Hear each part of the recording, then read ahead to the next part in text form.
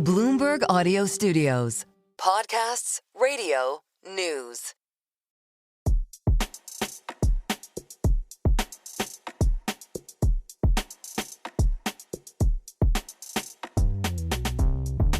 Welcome to the Merryn Talks Money Market Wrap, where we talk about the biggest moves in the markets this week and what is driving them. I am Merryn Somerset Webb, editor-at-large for Bloomberg UK Wealth. John Steppick is off this week, so we have invited the wonderful Helen Thomas, founder and CEO of Blonde Money, to join us. Helen, I think, will be familiar to quite a few regular listeners of the podcast, and for good reason. Helen, welcome.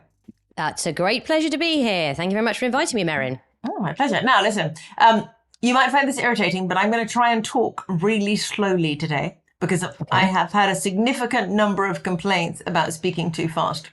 You can speak as fast as you like, but I'm going to drag out the distance between my words so that people write in and say, please go back to speaking how you used to speak because this is boring. All right, so that's what's going to happen today. Right. So over the last couple of days, there's either been lots of change in the war in the Middle East or there has been no change at all in the war in the Middle East. We have a ceasefire that may or may not be a ceasefire. People have started talking about not the fog of war, but the fog of ceasefire, which I think is quite clever, really. So something may be happening, nothing may be happening. Markets yesterday or earlier in the week behaved as though something was happening. We saw some phenomenal moves in stock markets after the maybe not ceasefire was announced. Even the FTSE 250, which is a market that we keep trying to convince people to be more interested in than they are, went up about 4%. So that was interesting. But of course, here we are with it maybe not being a ceasefire after all, and markets not tumbling, but beginning to edge down a little bit. So a lot of fog there. But I think what I really want to talk to you about, Helen, is not necessarily markets going up a couple of percent here or down a couple of percent there, but the fact that regardless of whether there is a ceasefire, isn't a ceasefire, whether that ceasefire turns into a proper peace or not, the consequences of the last 5 weeks, particularly in energy terms, are going to remain with us for some time to come. And that is a very serious problem, in particular for the UK. Absolutely. So the way I think people need to look at this, this is a physical issue. It's had an overlap into financial markets. It's got political beginnings and it may have political ends, but the physical side of this can't be undone, right? So the way I've found useful to look at this is the Ever Given ship. Do we remember this big ship that got stuck in the Suez Canal 5 years ago last month? And there were all these memes and it was all kind of amusing at the time. There was this tiny little digger, little crane trying to get it out the Suez Canal.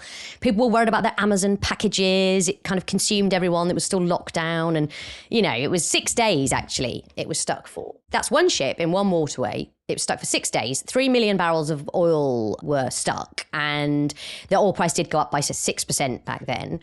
But it got cleared. There was a backlog. Now, there was a backlog of 450 ships. It took a few days to get them through. But, and then another couple of weeks because tankers are in the wrong place and other tankers had to go round. And frankly, the whole thing took about 2 months to really get back to where it was before. That was one ship, 6 days. There are 800 ships sitting in the Persian Gulf, according to the latest piece of analysis I saw. We've also had a normal throughput of apparently around 150 ships per day through the Strait of Hormuz. Apparently, something like 150 have gone through the whole month of the last 6 weeks. That, to me, gets the scale of this across what has missed. And of course, production then, the oil production is shut down. Even if it were to reopen, it takes ages to just unload things, get things started again. And if we go into the other end of it, if we go to Asia, which is one of the biggest recipients of a lot of this, it's not just oil, of course, it's all these other really important commodities for fertilizer in particular. You've got the problem of unloading at the other end because of petrol shortages and diesel shortages. So can the guys get to work to unload the tanker, to put it on whatever it goes on to get down to the fields, to get the fertilizer out, et cetera, et cetera. And we're just hitting the key point of when fertilizer has to arrive in places such that in June it can be on the fields, ready to be deployed, and then, of course, get you a proper harvest in September. So we're literally in like a really key window here, and it's exponential with things like fertilizer. If you don't get that, the yield will fall dramatically if you even have 5 or 10 or 15% less fertilizer. So that is where we are today. Even whatever happens, even if this ceasefire is just remarkably brilliant and everything starts moving again, by the end of our phone call today. Yeah. Okay. So whatever happens, there's already fairly serious inflation baked in. Yeah. And not necessarily just inflation, but a genuine supply problem. In that there's one type of supply problem where supply is more limited than it would be otherwise, and so prices go up. And then there's a more serious supply problem where it doesn't matter how much prices go up, you still can't get everything that you need. Absolutely. I mean, the jet fuel is a super interesting one. I'm kind of obsessed, actually, by air travel at the moment because, so, for example, I was reading that in March, 25% of US jet fuel came to the UK. We became their top export destination because we weren't getting it from the Middle East. And that was just in March. Now, what's happening then is people start to outbid one another because they desperately need this stuff. And then what do you do? I mean, I'm fascinated. I'd love it, Merryn, if you can get one of the airline bosses on. I don't even know how they think about this, right? The jets can't all get to where they need to. If they can get to somewhere long haul like Vietnam or something, Vietnam has said we're going to prioritise jet fuel for domestic flights. Yeah. So how do you get back? India's talking about, okay, we're going to cut, and it's very domestic, right? They're going to cut landing and parking fees for the Indian airlines for 3 months temporarily to try and ease the problem with the cost pressure. So, you know, you're going to get a lot more activity with the Indian airlines. I mean, what about airspace? I mean, Cathay, well, here's the flip to this. Cathay apparently is now doing more flights to Europe because they can fly over China and Russia. And obviously a lot of the European airlines were not going over Russia. And there are worries about going over the Middle East still, of course, and I think that will persist for quite some time. So, again, I don't want any of this to be alarming to people. I want them to be aware this is a very significant shock, whatever the politicians figure out. That's interesting, isn't it? So really, when you're flying long haul, you've got to add another risk on the top of this. I may get there, but when I get there, is there a strong chance that my flight may be cancelled or very seriously delayed, or because the airline simply can't get hold of the fuel when I get to where I'm going? Exactly. And I'm struck by that Mervyn King quote from the financial crisis where he said that, you know, banks are international in life but national in death. You know, so it's a bit like that. When the supply crunch comes, of course, countries will try and put domestic supplies first. And so, but then there's a quid pro quo there of, you know, the geopolitics on top because, okay, maybe the US then suddenly becomes this big exporter to certain nations, but what about China? You know, the other way around. So, I mean, it's sort of fascinating, but it's volatile. I mean, that's the one thing we're sure of. And having that dependence on the US, when one of the things that Trump has tweeted, I understand it's hard to keep up with his social media activity, but that go get your own oil. Get your own oil. And when you're the UK and you're going, oh, well, you know, actually we get quite a lot of it from you.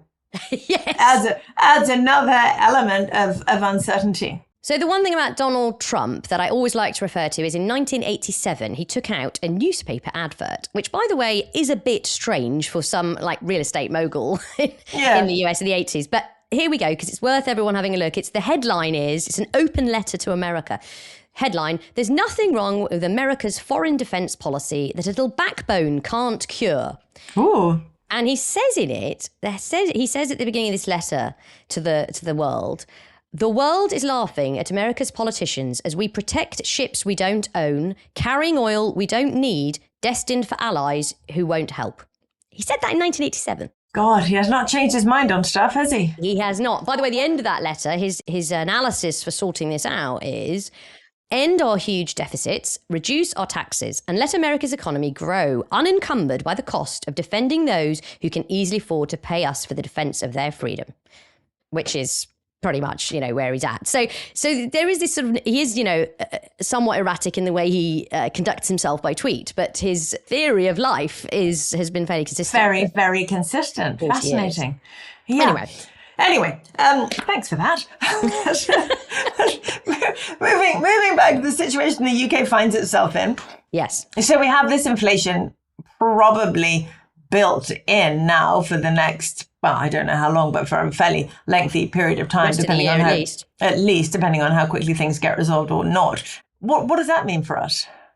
We've already seen mortgage rates go up. For example, the housing market is in all sorts of trouble. It was before, but rising mortgage rates don't exactly help people who are already having a lot of trouble selling their houses, particularly in central London. But you know, that's just an immediate impact. What happens over the next year? Well, I think in a way you couldn't have come up with a more toxic shock for Britain, because we already had some of the highest energy costs, which, Merryn, I know you have been absolutely on top of over the last few years. Yes, we are very irritated by that on this podcast, particularly as it is not necessary. Yeah, But exactly. Yes. Indeed. So we have those very high energy and electricity costs. We've had politicians of various stripes making decisions over the years that have contributed to that and have contributed to a lack of storage, which of course is going to come into full salience at this point of supply shortages. So you've got the energy element to this, and you've got the inflationary element, where the UK has tended to be a slightly more inflationary economy. And again, political decisions have exacerbated that with minimum wage rises, national insurance increases, other political decisions. So in a way, you've got this, it's very toxic. Now, the irony is that the UK apparently has this extremely big majority government, which should be able to manage and master all of this. But as we well know, that alleged majority masks a huge, huge split underlying the Labour Party. So the Labour Party is both government and opposition. And at this moment of great volatility, effectively, Keir Starmer has been sidelined. And although he remains in office, he's not. There's this book about him where he talks. Someone in his world talked about him being like at the front of the DLR, the Docklands Light Railway in London. That effectively someone put him at the front of the train, but he's not actually driving it.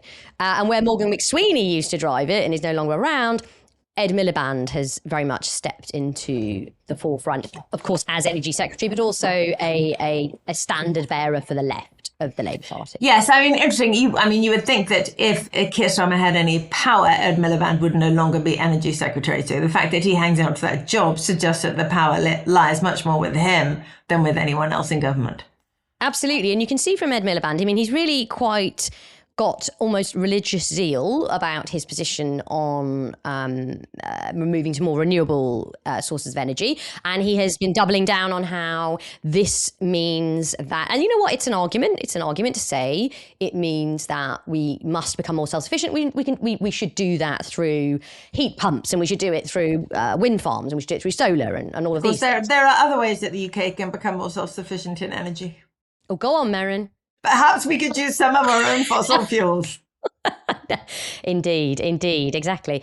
But here's the thing, because of again, we're at quite a key moment, of course, in, as I say, the leadership of the Labour Party, where there was this, rumbling warfare that was going on, and effectively sort of the centrist moderate element have been diminished by the demise of McSweeney and Mandelson. And there's sort of been a rise in the left. And look, Ed Miliband is on track to become Chancellor.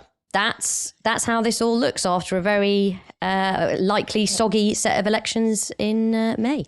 How will that happen? Why would it be after these elections? And if it is after these elections, why would he do it in favour of Miliband? In effect, there already has been a change of leader because of that shift I said, where the sort of moderate right-wing crew have gone and the left are much more dominant. It was already happening anyway. Obviously, look at all the U-turns on totemic policies like the two-child benefit cap. Yeah. So it was already headed in that direction. We got to that point on the 9th of February, I think it was, where Anna Sarwar was calling for Starmer to go, and cabinet waited. Now, inaction also creates change politically.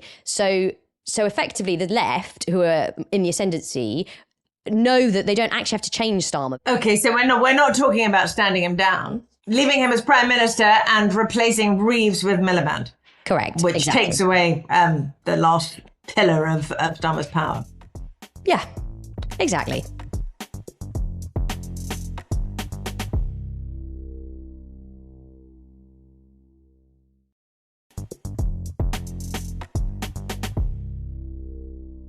So this is the other thing, right? This government's really, as we know, really struggled in the polls. Actually hasn't had a really bad economic shock to deal with until now. This is a real significant global shock, as we've just talked about, the knock-on ramifications for all this. Think about, and I say this, I pick my words carefully because we're not alarmists here, we're sensible people, but Some countries are now concerned about petrol shortages. There have been, people dashing to the pump to fill up with diesel and petrol in Australia, in Sri Lanka, in Kenya, and other places. It has happened before in the UK. It last happened in September 2021. I don't know if people remember when the HGV drivers couldn't get enough of them. And there was like a sort of localized run on petrol in certain places. Now, we are quite self-sufficient in petrol in this country. It has happened already. I mean, quite a few of the garages, I live in Scotland, quite a few of the garages here have been out of petrol recently. Just exactly. People topping up when they wouldn't have otherwise, just saying, well, I better go fill the tank, whatever it is. And then suddenly 4 garages have run out. And next thing you know, people notice that some have run out and they're accused. It doesn't take much. Correct. So we're on a bit of a hair trigger on shortages at the same time as the leadership of the country are very unpopular, at the same time as a cost of living shock on top of the cost of living problems that got us to this point. And finally, for everyone listening to this, financial markets, gilts. Gilts are extremely volatile in both directions, it should be said. So we've had a rally back in bonds. Well, it's gone the other way again as time of us talking. But, every time they sell off or they rally, gilts sell off more than everybody else or rally more than everyone else because of this political risk premium. So added all together, sort of political weakness, the lurch to the left, toxic energy shock, cost of living, rise of the Greens, and one more thing about gilts. 252 billion pounds of gilt sales earmarked this year for the DMO for this fiscal year. And I had a quick look back at 2022-23, the famous sort of Truss Hunt year. That was, I think, 170 billion pounds of gilts were issued. So although it went up by more and it has come down, that means this year the government needs to sell half as many gilts as they did back in 2022. Does none of this make you feel that the UK might be relatively near a fiscal crisis of some kind? Yes, absolutely. And how does that unfold? I mean, no one's going to buy long-term gilts at the moment. I mean, certainly not for a balanced portfolio, or maybe they would. I don't know. But when you look at the yields are more attractive. I believe there's just been an auction in the time of us talking, actually, and it went okay. And there is an element to that, right? There's if you get a higher yield, then you will get your auctions done, and there will be interest. No, I absolutely agree. But is the yield high enough to compensate for the real risks here? I mean, I think, I don't know how many people spend their time trawling through the actuality of the UK public finances, but they're absolutely appalling. And we did have a guest on the other day who suggested that at some point the government will have no choice but to slash the coupon on existing gilt, old-fashioned, full-on financial repression / default. That is I think we could. These are the kinds of things we need to consider because we are heading into it kind of be a slow motion crisis. I mean, it doesn't always have to be a kind of Trussian implosion. It's just that constant ratchet because, of course, as there is now going to be a repricing in the world. We've seen a bit of it, but now we have to reprice to a more inflationary permanent loss of output world. Now, there are going to be sort of stagflationary tendencies. So there is an element where maybe front-end yields and Bank of England and ECB may actually just try and hold on and not do very much because, the growth could be soggy. But if we go into a recession in the UK, again, you'll need to issue more gilts because there'll be more automatic stabilisers and all of that going on. And if you get more inflation, you get higher coupon payments and all of it. It's a bit of a toxic mess. We all know about it. Merryn, you have talked about it for many years and you've had a number of excellent guests talk about this on your podcast. I think, but the reason I think we're in quite a key moment is general levels of volatility in markets are quite high. We'd had a very good run for quite some time. It was relatively benign. This is a genuine shock that no QE, no politician, nobody can sort it out. Even this SPR release, right? The draw from the Strategic Petroleum Reserve was going to get up to about 2 million a day. It hasn't got there yet, but they're 8 million barrels a day short. It's 8 million barrels a day short. I mean, it's not there. So, I'm a genuinely an optimistic person. I know I sound pessimistic, but I want people to be sort of realistic and prepared. I mean, one of the things that could happen is, rather than gilts, it could be the currency. It could be the pound that takes some of the brunt. But again, unfortunately, if the pound falls, you tend to get more inflationary pressures again. It's just, I guess I would put it this way. We focused for quite a long time on the political risk.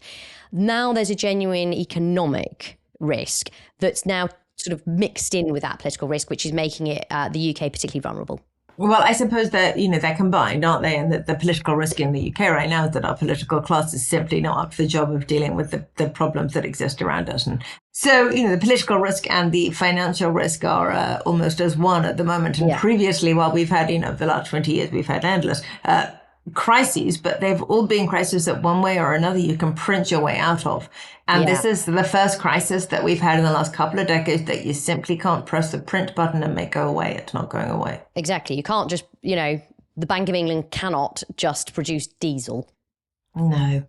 So we are at, as our regular guest Alec Cutler regularly says, we are at the bit where platitudes meet physics. Oh, that's it. He's got it. He's got it in a one. Love it. Right. So is there anything that we can say here at the end, Helen, to be optimistic? I mean, I suppose we can say that with markets rebounding, people's portfolios are going to look happier than they have in a while.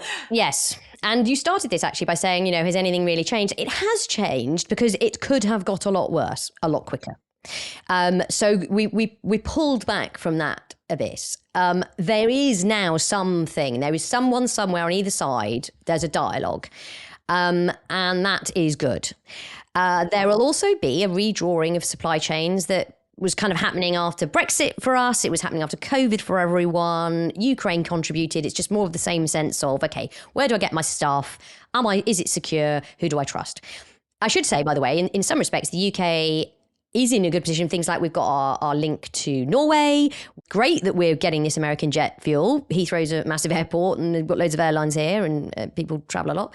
We're also actually, people might not feel it, but I can imagine people listening to this thing sort of shaking their head going, oh God, not again.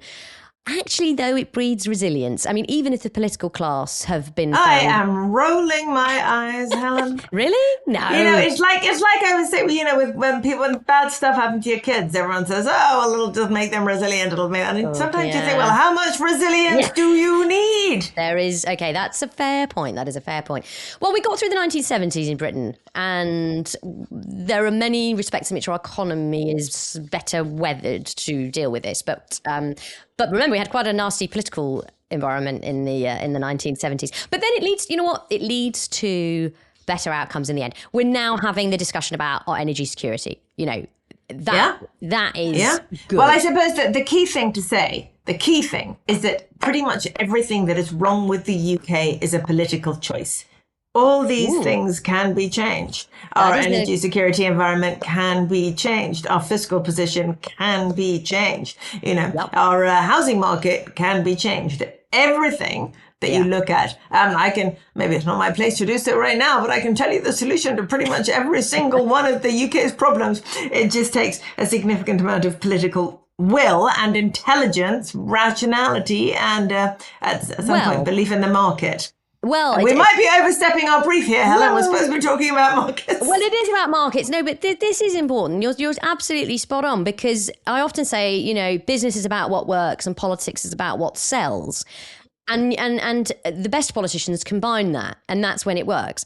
And so, Lord Ashcroft has just released some polls of the Green Party's policies, and it's quite interesting to see how, many of the British public agree with. The one they agree with most is, taxing energy companies more.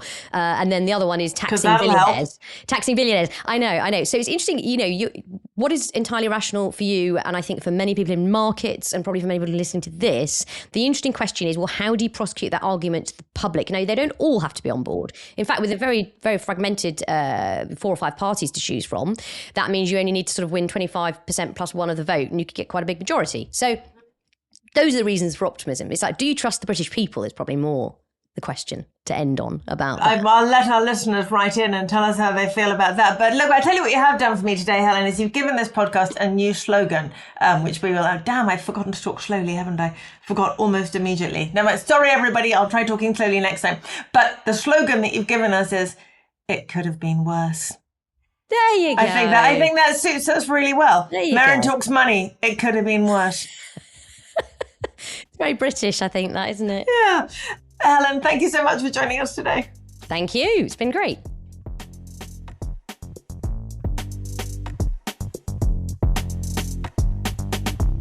Thanks Thanks for listening to this week's Merryn Talks Money debrief. If you like our show, rate, review, and subscribe wherever you listen to podcasts. This episode was produced by Moses Andam and Summer Sadi. Sound design by Aaron Casper, and special thanks to Helen Thomas. Helen, what is your Twitter handle? At Market Blondes. At Market Blonde. So do contact Helen on that if you'd like to argue with her on any of the points we've discussed today. Good luck with that, Helen. Please do. And always questions and comments on this show, and all our shows are always welcome. Our show email is merrynmoney@bloomberg.net.